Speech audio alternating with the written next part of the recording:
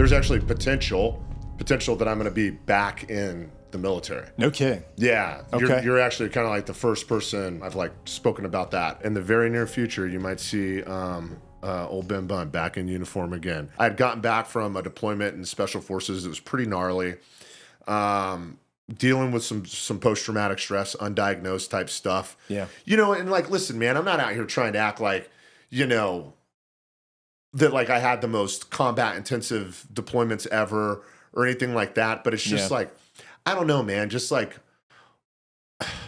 Well, whatever the hardest day you've experienced is the hardest day you've experienced. Yeah. And same thing for everybody else. Everyone's experiences are going to be different, but the worst thing that's ever happened to you is the worst thing that's ever happened to you based on your perspective and your experience. Yeah, and the best way I can kind of explain it is one of the things that happens to folks that are like deployed a lot of times is it's irregular for you to just be walking around on your day-to-day and all of a sudden, because you smelled fuel in the air, to like think about some guy that died in front of you. You know what I mean? Because you just smelled fuel. Yeah. You know what I mean? That's unusual. Yeah, that's like, what do they call that?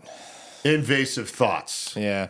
It's just like something that like some kind of a reminder. It's a trigger, a trigger mechanism or something, because it reminded you of a previous experience that you had maybe. And listen, if I jumped in a DeLorean right now with Doc Brown and went to a and went to a 1920s classroom of children, you know, fifth graders. I was like, how many of you guys have seen a dead body? Every hand in the place would go up. Yeah, because back then things were different. Yeah, you know? Like, yeah, dude. They're like, yeah, the sheriff beat somebody to death in the street yesterday. Yeah. A vagrant from out of town. Yeah, who stole a loaf of bread from Auntie May or something. Yeah, he beat him to death with a blackjack. And you're like, oh my God. Jesus, yeah. Yeah, so like the homie's got invasive thoughts. We've all got them, but Sure. it's a different time, you know? So like I'm coming back from like deployments, everybody's like, did you see the new episode of Dragon Ball Z? I was like, brother, like the new episode of Dragon Ball. A guy shot at me with a machine gun. You know what I mean? Yeah. I want to talk about it. But like you don't understand. But was dealing with some pretty bad PTSD but landed a job as like an assistant instructor at the University of Tampa's ROTC program, working with like their freshmen and sophomores. Okay. And molding young minds. Yeah, helping them become future officers. And I had this guy named Robert Proctor.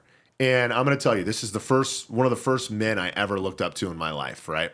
And I didn't have a lot of ton of male role models, you know, like, once again, no shit against my dad, but he wasn't like somebody who I was foundationally looking to for guidance or for like definitionally what a man should or would be for whatever reason. Stepdad, okay too. Once again, great guy. You know, I call him on his birthday and I love them both to death, and I respect everything that they were able to provide me as a stepson or a son. But like this guy, Rob Proctor, was like the first guy that I was ever like, he's got it going on. And he was a Ranger Battalion guy, and he had like a lot of sayings. He would say presence implies interest, or always remember who you are and who you're supposed to be, and a good soldier shaves every day, whether or not he has to. You just say this kind of stuff. Yeah. But I'm thinking about it 15 years later, so he's doing something right. Yeah. You know what I mean? He planted some seeds. He did, and I would listen to him, and I gave him a hard time for a lot of the time I was in ROTC, and I regret it terribly. And I've called him and apologized for it a couple times. I call him every now and again and tell him like, hey, I was thinking about you, and I appreciate what you did for me. Or, hey, I'm sorry about how I acted back in the day. Yeah.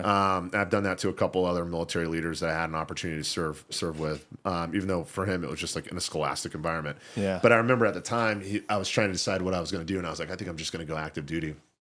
And he goes, why don't you become an officer? He's like, I'd give you a scholarship right now. And I was like, sir, officers are worthless. They don't do. You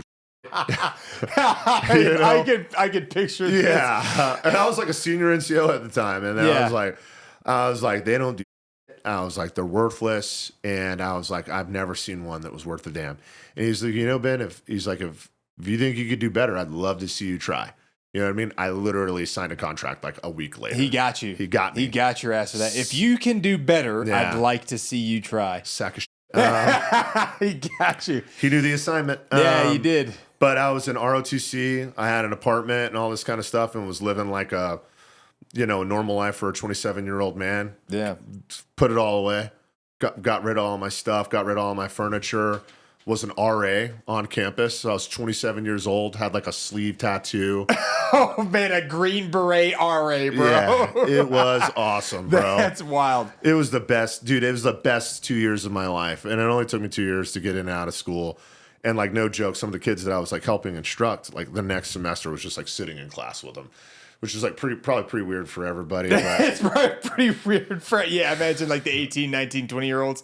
yeah, but it was awesome. And I had a great time, and I learned a lot about leadership. And I also didn't value college education at the time. I thought it was kind of a worthless piece of paper. Yeah. And there's a lot of people that think that today, probably. I think a lot of people are probably like on collegiate experiences because it's expensive, puts some people in debt, and it doesn't always necessarily translate into the ability to get a job, or to generate wealth in the private sector.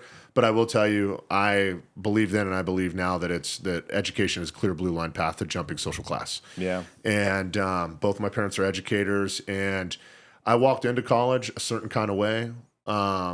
About how I felt about the world and how I felt about everything. And I left different. And maybe that's a bad thing, right? Maybe I left more liberal. Maybe I left more conservative. I don't know. Yeah. But I just left college different. And I think any institution that can change you in the way, same way the military changed me, school changed me a little bit, that leaves a lasting impact, that's worth looking into. That's worth looking. And I bet you the reason contemporarily so many people are really putting like taking a really close look at collegiate institutions and are afraid that maybe collegiate institutions are radicalizing people or whatever. I think it's worth noting that, like, hey, from my perspective, dude, I left college a different person. Yeah. It changed me. It had very little to do with the academics and had everything to do with the fact that I was just active in campus. I lived on campus. I was in multiple organizations on school and participated in those organizations. I was on the student board of trustees. I was on the student board of conduct. Talk about putting the fox in the hen house. So there'd be jokers coming in who were like, got caught drinking when they shouldn't have. And I would be like sitting there like violently hungover, like barely able to sit up straight. Viciously hungover. Yeah. Like sitting next to me was like one of our co-board members on the student board of conduct. Some chick like named Dana, and I had been like hanging out with her socially the night previous. Now I'm like working through that. I'm working through being hungover, and then there's this other kid in front of me, that's like in trouble for drinking underage, and I'm dealing with the fact that I'm hungover and have carnal knowledge of the chick sitting next to me, and I'm trying to work, trying to be professional. Yeah. I'm trying to be focused on the task. About to swing the gavel on this kid. Give him a break. That's a complicated situation, man. Yeah. But that's the kind of stuff I was navigating in college. Yeah. Requires a little bit of finesse. Yeah, absolute time of my life. Spent great time with my mom and my sister, and it was just a good time for me to reset. And honestly, I probably needed to take a knee, because up till that point, I mean, I was like 27, 28. I'd spent a decade, my entire young adult life, either actively participating in warfare or training to be in it. Yeah. Hard stop. And I wasn't doing easy shit. I was out there doing bad shit. Yeah. I was out there doing hard training. I got hurt a bunch of damn times. Yeah. I was hurting other people when I was downrange. I don't care how you look at it. I was hurting people. Sure. Good or bad or indifferent. You know what I mean? You're a bad guy, whatever. You got hurt. And sometimes they weren't all bad. Yeah. It's just like, I don't even, Yeah. What are we doing here? Yeah. You just are an organized criminal. You're not Al Qaeda. You're not Al Haqqani network. You're just some joker doing crime. You know what I mean? What the hell are we doing here? There's probably plenty of that too. More of that than the other, probably. Yeah. But so it was a good opportunity for me to take a knee, and then I commissioned, and I crushed it. I did well. I was like 173rd in the nation out of like more than 6,000 cadets. No kidding. Distinguished honor grad, or distinguished military graduate. Number one in my regiment when we go to our little like leadership camp. They gave me like a saber and nice. Yeah, it was sick. I put Randy Jackson on it. Randy Jackson.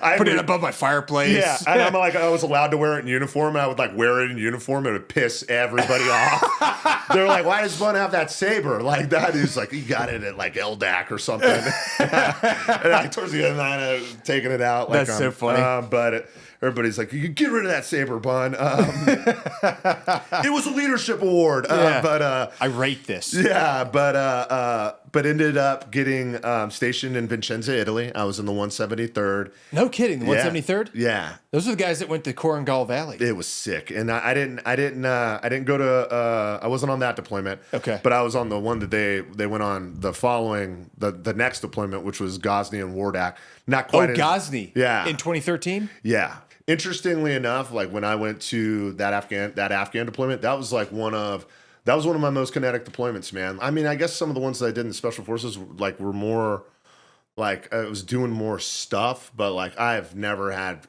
The Afghan was just different. Like they just were, they were willing to like stand. And even when we had this LLVI team that was like monitoring comms, you know, and they were like, hey, they just got on the radio and said, nobody come out today unless you're ready to die. And I was like, this is kind of crazy. That's kind of a weird thing. Yeah. That's kind of a weird thing to say. They're talking crazy shit. So I was like, I'm sure we'll be fine. I'm sure we'll be fine. They're like, no, we're in a far side ambush, you know, but I just, you know, in Iraq, I think sometimes people are under the impression that like your deployments are these like roving gunfights. Yeah. You know? I've spent entire gunfights just trying to change a battery. And then like got done and I'm like, duh, I was like the most frustrating thing you can imagine. I'm like, oh, you know, and I'm like trying to get all just trying to shove like a. And then I'm like, all right, I got it. And they're like, hey, it's over. You know, gunfight's over. I'm like, okay, well, this is humiliating, you know. This is demoralizing. Yeah, and there's nothing. There's no better opportunity to be made to feel like a coward than to participate in combat. And even if the things that you do are heroic, you will still be made to feel like a coward for your entire life because there's all these things that you wish you had done different. You know what I mean? And all that to say, the stuff that I encountered in Iraq would be brief, violent and brief, but not anything super crazy. Yeah. Afghanistan was the first time where it was like day long, you know, where like these guys are going to bang it out and they're going to do it until they're like here until somebody dies. Yeah. So you went through that deployment, you came back, and then how many more years was it till you got out at 17? It was a couple more years, right? So 2 more? Yeah. And like I said, because you got out in 2016, right? 2016. So very much did not get out on the timeline that I wanted to get out on, right? Yeah. And I kind of fought it the whole way, kicking and screaming. And it was the best thing that could have happened to me at the time, even though I didn't want to be separated at the time. It's not what I wanted. And listen, like, no love lost, right? Yeah. No love lost. I have great benefits. I walked with an honorable discharge. I got all the things. You know what I'm saying? I'm doing great. But I would have liked to have done my 20. I'd like to have gotten a full retirement, and I would have liked to have gotten out on my own terms.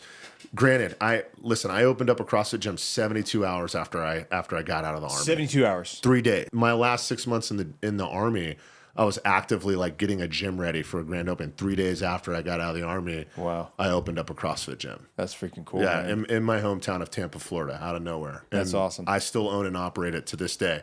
Now, where the plot thickens is about 9 months ago. This is the thing I wanted to make sure we didn't forget to include. Yeah.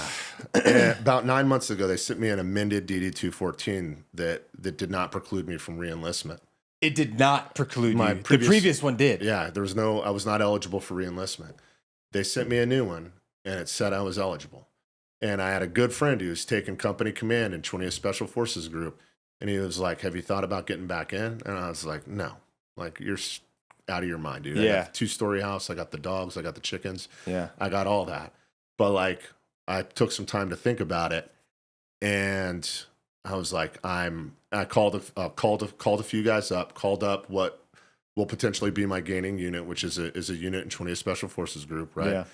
And kind of checked all the boxes. They did some pretty extensive looking into my background. These guys these SF guys are real serious about vetting your background to make sure you're not a shitbird. Yeah, yeah.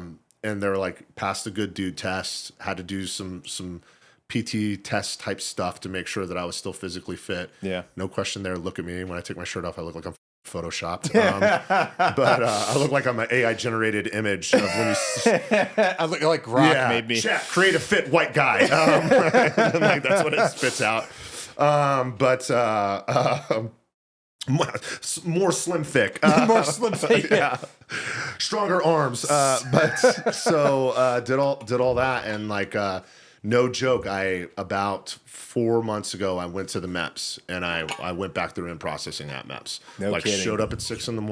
Wow. Stood in formation, went through the MEPS, passed everything at MEPS, and like no joke, I'm currently like in the final stages of having because I had a lot of stuff, medical stuff, that they were like, you can never be back in. Yeah. They're like literally like 9 things non-waiverable. Like there's no waiver for this.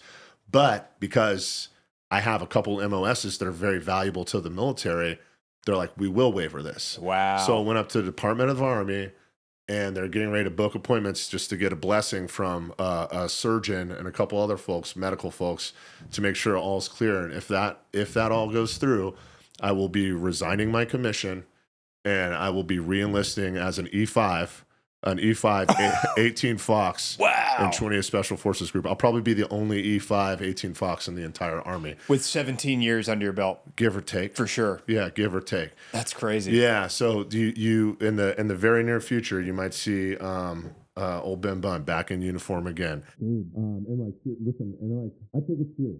Yeah, I take this stuff serious. This isn't like some